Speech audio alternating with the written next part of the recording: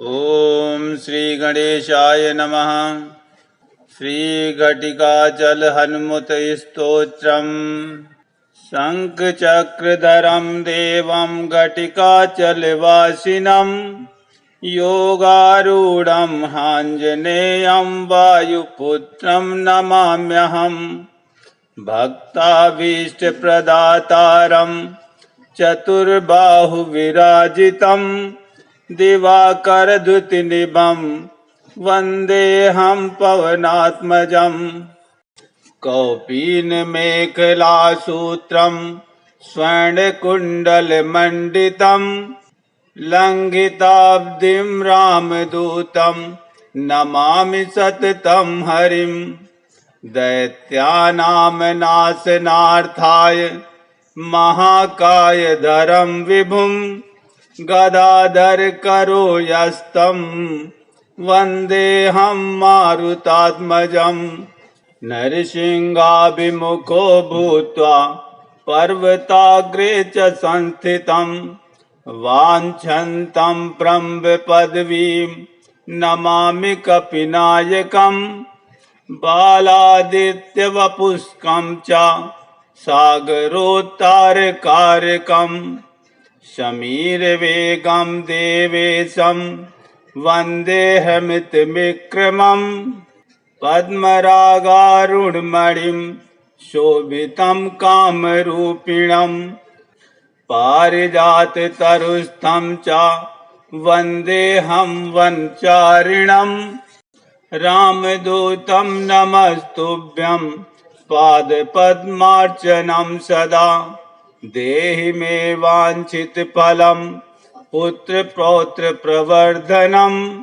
इदं स्तोत्रं पठे नित्यं प्रातःकाले द्विजोत्तमम्। तस्याभीष्टं ददात्याशु रामभक्तो महाबलः। शङ्खचक्रधरं देवं घटिकाचलवासिनं योगारूढं हाञ्जनेयं वायुपुत्रं नमाम्यहम्। भक्ताभीष्टप्रदातारं चतुर्बाहुविराजितं दिवाकरद्युतिनिभं वन्देऽहं पवनात्मजम्। कौपीनमेखलासूत्रं स्वर्णकुण्डलमण्डितं लङ्घिताब्धिं रामदूतं नमामि सततं हरिं। दैत्यानां नाशनार्थाय महाकायधरं विभुं गदाधरकरो यस्तं वन्देऽहं मारुतात्मजम्। नरसिंहाभिमुखो भूत्वा पर्वताग्रे च संस्थितं वाञ्छन्तं ब्रह्मपदवीं नमामि कपिनायकम्। बालादित्यवपुष्कं च सागरोत्तारकारकं समीरवेगं देवेशं वन्देऽहमितविक्रमम्। पद्मरागारुणमणिं शोभितं कामरूपिणं पारिजाततरुस्थं च वन्देऽहं वनचारिणम्। रामदूतं नमस्तुभ्यं पादपद्मार्चनं सदा। देहि मे वाञ्छितफलं पुत्रपौत्रप्रवर्धनम्। इदं स्तोत्रं पठे नित्यं प्रातःकाले द्विजोत्तमम्। तस्याभीष्टं ददात्याशु रामभक्तो महाबलः। शङ्खचक्रधरं देवं घटिकाचलवासिनं योगारूढं हाञ्जनेयं वायुपुत्रं नमाम्यहम्। भक्ताभीष्टप्रदातारं चतुर्बाहुविराजितं दिवाकरद्युतिनिभं वन्देऽहं पवनात्मजम्। कौपीनमेखलासूत्रं स्वर्णकुण्डलमण्डितं लङ्घिताब्धिं रामदूतं नमामि सततं हरिं दैत्यानां नाशनार्थाय महाकायधरं विभुं गदाधरकरो यस्तं वन्देऽहं मारुतात्मजं नरसिंहाभिमुखो भूत्वा पर्वताग्रे च संस्थितं वाञ्छन्तं ब्रह्मपदवीं नमामि कपिनायकं बालादित्यवपुष्कं च सागरोत्तारकारकं शमीरवेगं देवेशं वन्देऽहमितविक्रमं पद्मरागारुणमणिं शोभितं कामरूपिणं पारिजाततरुस्थं च वन्देऽहं वनचारिणं रामदूतं नमस्तुभ्यं पादपद्मार्चनं सदा देहि मे वाञ्छितफलं पुत्रपौत्रप्रवर्धनम् इदं स्तोत्रं पठे नित्यं प्रातःकाले द्विजोत्तमम् तस्याभीष्टं ददात्याशु रामभक्तो महाबलः शङ्खचक्रधरं देवं घटिकाचलवासिनं योगारूढं आञ्जनेयं वायुपुत्रं नमाम्यहम् भक्ताभीष्टप्रदातारं चतुर्बाहुविराजितं दिवाकरद्युतिनिभं वन्देऽहं पवनात्मजं कौपीनमेखलासूत्रं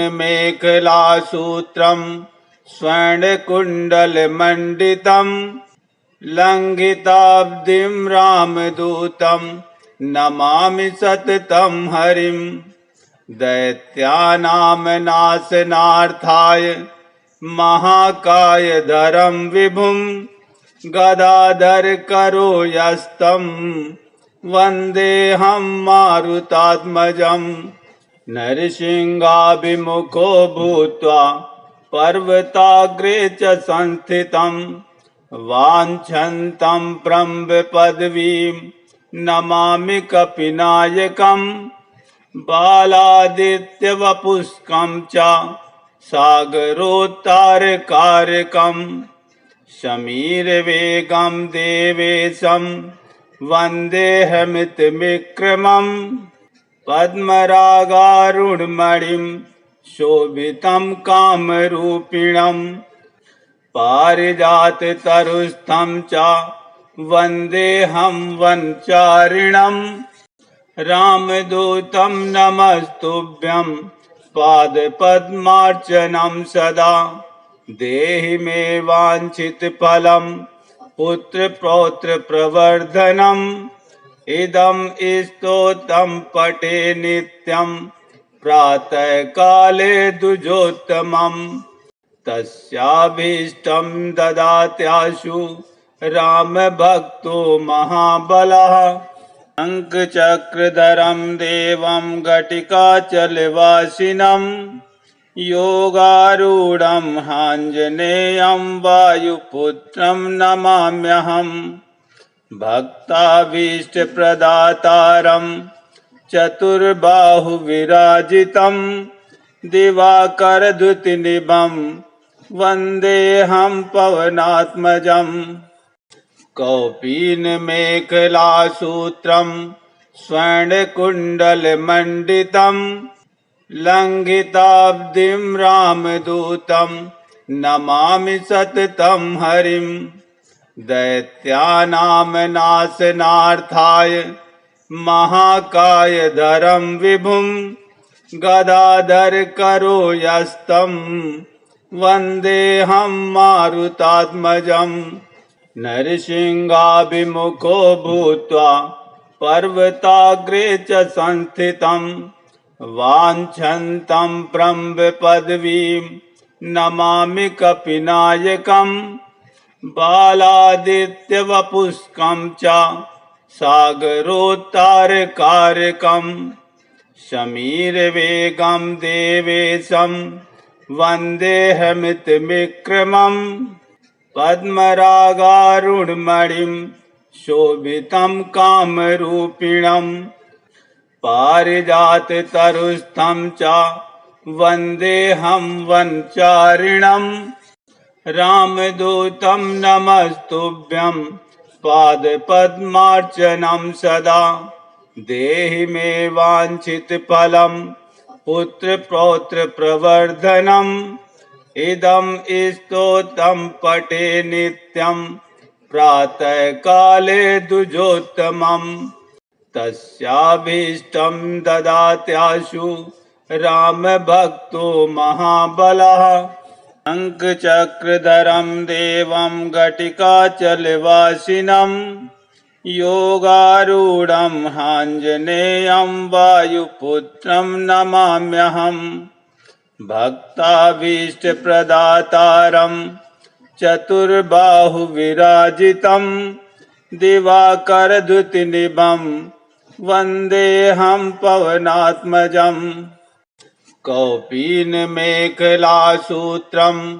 स्वर्णकुण्डलमण्डितं लङ्घिताब्धिं रामदूतं नमामि सततं हरिं दैत्यानां नाशनार्थाय महाकायधरं विभुं गदाधरकरो यस्तं वन्देऽहं मारुतात्मजम् नरसिंहाभिमुखो भूत्वा पर्वताग्रे च संस्थितं वाञ्छन्तं ब्रह्मपदवीं नमामि कपिनायकम् बालादित्यवपुष्कं च सागरोत्तारकारकम्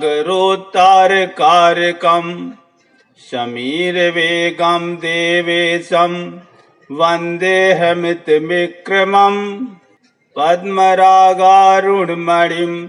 शोभितं कामरूपिणम् पारिजाततरुस्थं च वन्देऽहं वनचारिणम् रामदूतं नमस्तुभ्यं पादपद्मार्चनं सदा देहि मे वाञ्छितफलं पुत्रपौत्रप्रवर्धनम् इदं स्तोत्रं पठे नित्यं प्रातःकाले द्विजोत्तमम् तस्याभीष्टं ददात्याशु रामभक्तो महाबलः शङ्खचक्रधरं देवं घटिकाचलवासिनं योगारूढं हाञ्जनेयं वायुपुत्रं नमाम्यहम् भक्ताभीष्टप्रदातारं चतुर्बाहुविराजितं दिवाकरद्युतिनिभं वन्देऽहं पवनात्मजम् कौपीनमेखलासूत्रं स्वर्णकुण्डलमण्डितं लङ्घिताब्धिं रामदूतं नमामि सततं हरिं दैत्यानां नाशनार्थाय महाकायधरं विभुं गदाधरकरो यस्तं वन्देऽहं मारुतात्मजम् नरसिंहाभिमुखो भूत्वा पर्वताग्रे च संस्थितं वाञ्छन्तं ब्रह्मपदवीं नमामि कपिनायकम् बालादित्यवपुष्कं च सागरोत्तारकारकम् शमीरवेगं देवेशं वन्देऽहमितविक्रमम् पद्मरागारुणमणिं शोभितं कामरूपिणम् पारिजाततरुस्थं च वन्देऽहं वनचारिणम् रामदूतं नमस्तुभ्यं पादपद्मार्चनं सदा देहि मे वाञ्छितफलं पुत्रपौत्रप्रवर्धनम् इदं स्तोत्रं पठे नित्यं प्रातःकाले द्विजोत्तमम् तस्याभीष्टं ददात्याशु रामभक्तो महाबलः।